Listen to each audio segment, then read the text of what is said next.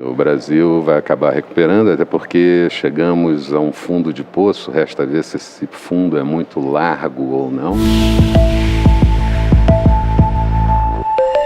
Eu converso agora com Álvaro Bandeira, sócio do Banco Modal. Qual é a situação atualmente da economia em outros países? Eu vou fazer uma abordagem, primeiramente da China, do Japão, do Reino Unido, da zona do euro e também dos Estados Unidos, falando do momento atual da economia, quais são os principais problemas da economia, de cada uma dessas economias. Começando pela China, eu vou dizer que a China vai crescer nesse ano de 2016 6,5%, vem desacelerando, a China já cresceu mais de 10% no seu produto interno bruto, tem alguns problemas, tem alguns desequilíbrios na sua economia.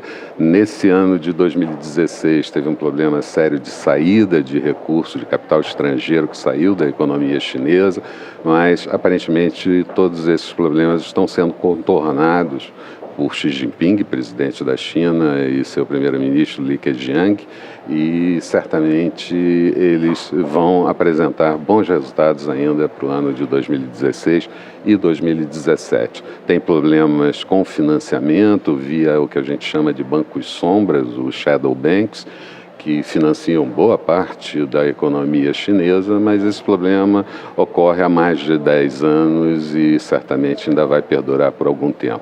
Vamos falar do momento sério da economia japonesa, a economia japonesa em deflação já há algum tempo, montou alguns meses de inflação, mas já volta a trabalhar com deflação, com queda na produção industrial, com queda nas vendas no varejo, com queda também no volume exportado. O Japão, que tem no mercado externo a sua principal alavanca da economia, trabalha hoje em dia com taxas de juros negativas e isso não tem trazido nenhum grande efeito sobre a economia, mas o primeiro-ministro Abe tem dito que ele vai efetivamente tirar o país da deflação e chegar a uma taxa de inflação de 2%, que é considerada a meta, que é considerada ideal, e a partir daí fazer o país crescer um pouco mais. Europa?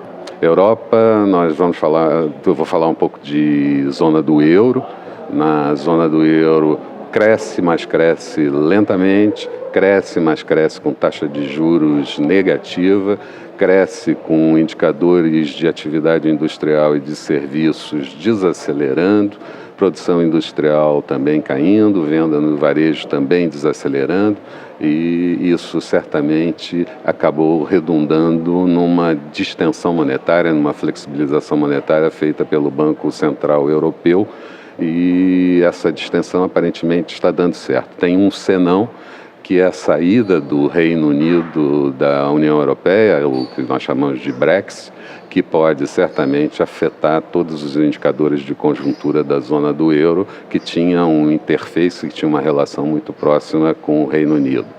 O Reino Unido da Europa é o que aparenta ter melhores dados, índice de atividade industrial e de serviços subindo, preço de imóveis subindo, baixo nível de desemprego, com produção industrial crescendo também, mas tem o efeito do Brexit, que provavelmente vai trazer conotações difíceis para o Reino Unido nos próximos 2 anos. Estados Unidos? Nos Estados Unidos, o que a gente tem visto muito é uma posição inteiramente diferente de tudo isso que eu relatei. Enquanto esses países ainda fazem flexibilização monetária, ainda trabalham com taxa de juros negativa, os Estados Unidos já pensa em elevar a sua taxa de juros que, diga-se de passagem, nunca esteve tão baixa, mas pensa em elevar e quase elevou recentemente a taxa de juros, provavelmente até o final do ano de 2016 ainda devemos ter uma elevação pequena da taxa de juros americana, mas a economia americana, apesar de em recuperação, e eu cito, por exemplo, o mercado de trabalho americano que está forte, gastos das famílias que também estão fortes, ele ainda apresenta indicadores mistos. Uma hora a produção industrial industrial cai, outra hora a venda no varejo cai, outra hora a atividade industrial e de serviços também desacelera. Mas ela está numa ponta já contrária ao dos outros países, já pensando em restringir um pouco mais a flexibilização monetária e elevar a taxa de juros. Países vizinhos do Brasil aqui na América do Sul. Países vizinhos da América do Sul, alguns melhorando e outros piorando, né? A Venezuela piorando, a Colômbia melhorando, a Argentina com um novo presidente, uma nova visão melhorando também. Podem ser parceiros do Brasil, mas eu acho que o Brasil tem que se fixar mais nos parceiros de porte, porque ali é que vai trazer a alavancagem para a economia brasileira e a superação dos problemas na economia brasileira. Você está otimista com alguma recuperação?